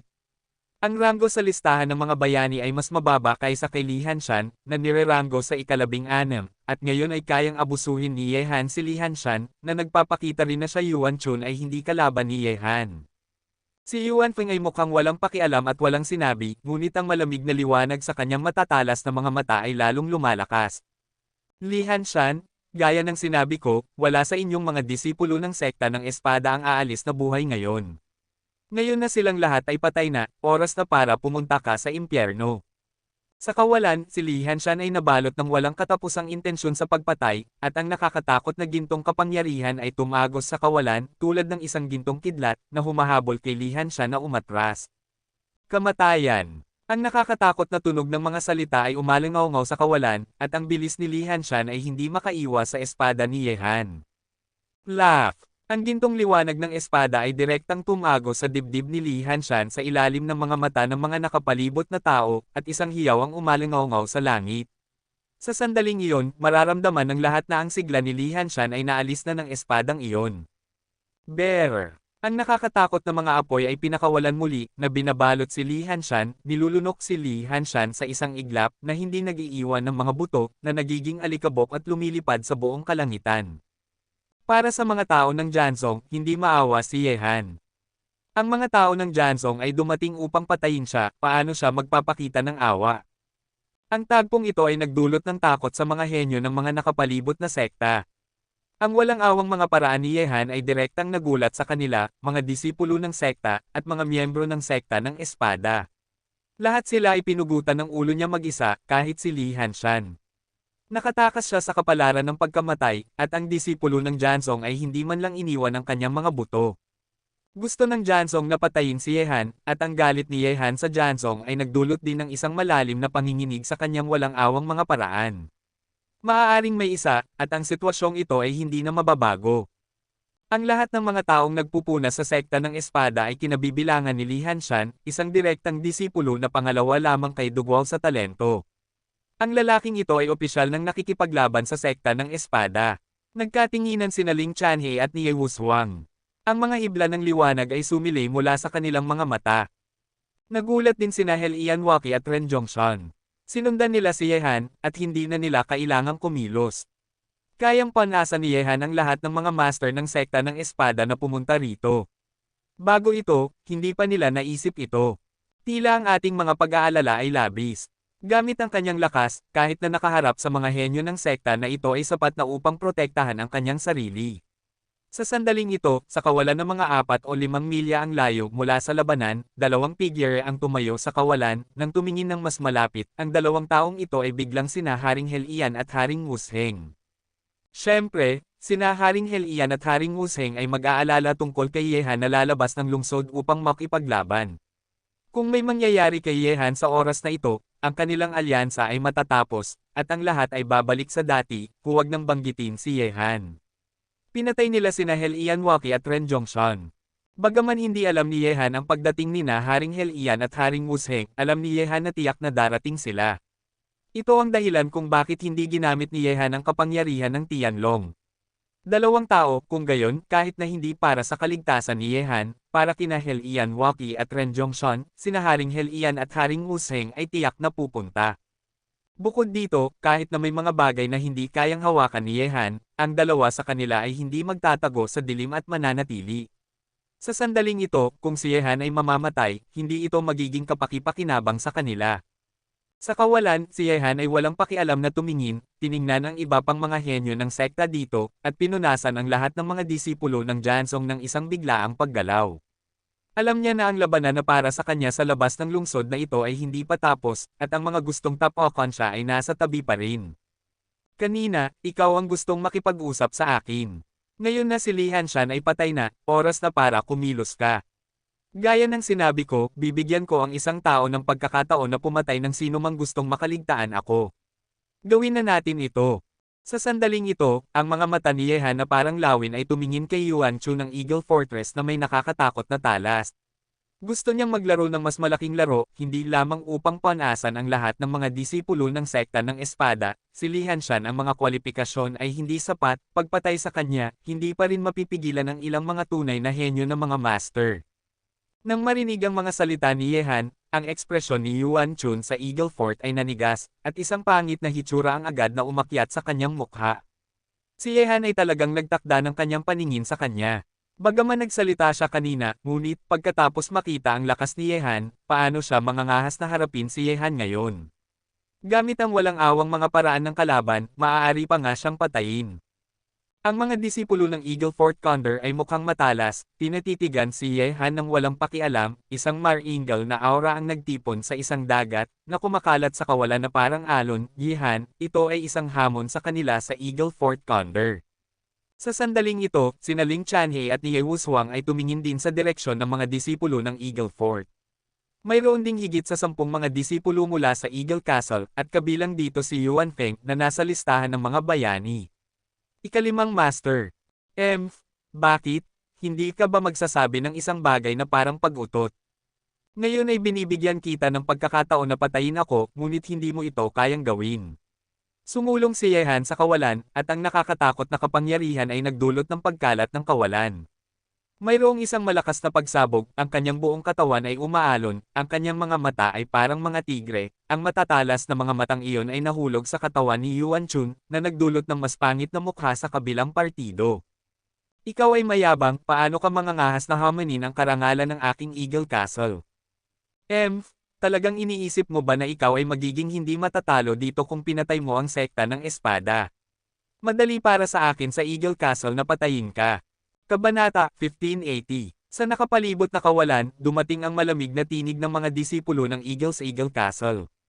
Nang marinig ito, malamig na ngumiti si Yehanhan, at malakas na sinabi, bakit posible bang pinapayagan kayong hamanin ako, Yehan, sa Eagle's Eagle Castle, at hindi pinapayagan ang iba na hamanin kayo sa Eagle's Eagle Castle? Tumayo na parang lalaki, ikaw mismo, sino man ang darating. Nang marinig ito, nanigas ang mga disipulo ng Eagle Castle, at hiniling sa kanila na hamanin si Yehan, isang baliw. Kahit si Yuan Chun, ang henyo ng Eagle Castle, ay hindi nang ahas na gumalaw. Paano kaya ang mga disipulong tulad nila ay magkakaroon ng ganoong lakas? Hehe, si Yuan Chun ay isang kilalang henyo sa Condor Eagle Castle. Sa oras na ito, siya ay malubhang sinampal sa mukha. Maingat na ngumiti si Ling Chanhe. Si Yuan Chun, na orihinal na gustong hamanin si Yehan, ay nakita si Yehan. Pagkatapos ng nakakatakot na lakas na iyon, hindi na siya nang ahas na magsalita. Sabi ni Ye Wushuang, kung si Yuan Feng ay hindi nirerango sa ikalima sa listahan ng mga bayani, gamit ang kanyang lakas, paano siya nangangahas na maging napakalakas? Bakit ko nararamdaman na ang lalaking ito ay sinasadyang pumupukaw sa Condor Eagle Castle? Seryosong sinabi ni Ren Zhongshan. Nang marinig ito, sinabi ni Hel Ianwaki, ang mga henyo ng Eagle Fort ay nagbabantay sa labas ng madilim na lungsod, kaya sila ay natural na isa sa mga sekta na gustong salakayin siya. Kung ang mga taong ito ay hindi tatapakan ngayon, patuloy nilang hahanapin siya sa hinaharap. Gayunpaman, kung matatalo ni Yehan si Yuan Feng, na nasa ikalima sa listahan ng mga bayani, kung gayon kakaunti na ang mga taong gustong guluhin si Yehan sa hinaharap. Kaya bang matalo ng Concentration Realm si Yuan Feng? Nang makita ang likuran ng matangkad at tuwid na binata na may hawak na espada, isang ekspresyon ng pag-asam ang sumilay sa mukha ni Hel Ianwaki. Kung matatalo ni Yehan ang ikalimang ranggo na si Yuan Feng gamit ang kanyang lakas sa gitnang yugto ng Tong Yujing, kung gayon si Yehan ay siya ang unang henyo sa kasaysayan na pumasok sa top 10 nanograms listahan ng mga bayani gamit ang Netherworld Connection. Sa mga henyo sa listahan ng mga bayani, ang mga nasa ranggo na higit sa 60 ay nasa Hea Territory lahat, habang ang mga nasa ranggo na higit sa 60 at mas mababa sa 30 ay nasa Tungyo Realm lahat, at ang mga nasa ranggo bago ang 30 ay natural na nasa Concentration Realm. Siyempre, Bagaman ang mga henyo ng tatlong kaharian ay kasama sa listahan ng mga bayani, ang mga taong ito ay ang nangungunang mga henyo sa parehong kaharian anuman ang talento, lakas, at potensyal, at ang kanilang mga tagumpay sa hinaharap ay magiging pambihira. Gayunpaman, sa ilalim ng panunuyan ni Yehan, sa sandaling ito, nakita ko ang walang pakialam na si Yuan Feng na sumulong, ang kanyang walang pakialam na mukha ay nagpalabas ng mga pagsabog ng malamig na intensyon sa pagpatay, at isang alon ng nakakatakot na hininga ay nagmula sa kanya. Inilabas mula sa kanyang katawan, ang lakas ni Yuan Feng ay umabot na sa tuktok sa huling yugto ng Concentration Realm, at ang kakayahang makapasok sa ikalima sa listahan ng mga bayani ay sapat na upang makita na ang lakas ng kalaban ay pambihira. Binabati kita, matagumpay mo akong nagalit. Kayang patayin si Li Hanshan, at pagkatapos ay kaya kong patayin ka rin. Ang katawan ni Yuan Feng ay puno ng intensyon sa pagpatay, at ang mga matang iyon ay tila mas nakakatakot kaysa sa mga lawin. Sino mang tumingin sa kanya ay makakaramdam ng isang pakiramdam ng napakalaking presyon. Hindi lahat ay kayang hamanin ang ikalimang ranggo na henyo sa listahan ng mga bayani. Nang marinig ito, tumawa si Ye Hanhan at sinabi, napakahirap para sa iyo na magbantay sa labas ng madilim na lungsod ng napakatagal. Kung gusto mong patayin ako, ang pagkakataon ay nasa harap mo na. Gayunpaman, gusto ko talagang malaman kung mayroon kang pagkakataong patayin ako. Ang lakas na iyon. Hindi ko kailanman sinisira ang aking pangako kapag nagsasalita ako. Ngayon, tiyak na mamamatay ka. Ang mga asul na ugat ay unti-unting lumitaw sa nakamamatay na mukha ni Yuan Feng, at ang mga linya na parang mga makamandag na ahas ay kumalat sa kanyang mukha. Pagkatapos, isang napakalaking aura ang sumabog mula sa kanyang katawan ng mabilis. Ito ang natatanging estilo ng pakikipaglaban ng mga disipulo ng Eagle Castle, at may kaugnayan ito sa mga martial arts na kanilang sinanay. Ang Divine Eagle Castle ay may reputasyon na pinakamabilis sa Yaoguang Domain dahil ang mga disipulo ng Divine Eagle Castle ay may isang talento na kasanayan na mahusay sa pagsasanay ng mga halimaw. Ang mga tao at halimaw ay pinagsama upang magkaroon sila ng bilis at lakas ng mga halimaw na napaka-nakakatakot. Ang buong Yaoguang Domain ay natatangi. Nang makita ito, ang mga disipulo ng Eagle Castle ay unti-unting umatras ng kaunting distansya, tinatitigan si Ye Han na may mga ngiting mukha. Sina ni Wushuang at Ling Chanhei ay umatras din kasama ang kanilang mga disipulo na nag-iiwan ng isang digmaan. Bigla, sa harap ni Yehan, isang nakakatakot na itim na liwanag ang dumating patungo kay Yehanbeng na parang kidlat. Sa paggalaw ng itim na liwanag, ang tunog ng isang sonic boom ay umalingaw-ngaw sa buong mundo tulad ng isang kulog na nanginginig sa kawalan. Sa sandaling ito, si Yuan Feng ang bilis ay napakabilis, sa buong mundo, dalawang master lamang, sina ni Ye Wushuang at Ling Chanhei, ang makakakita ng malinaw sa kanyang gumagalaw na landas.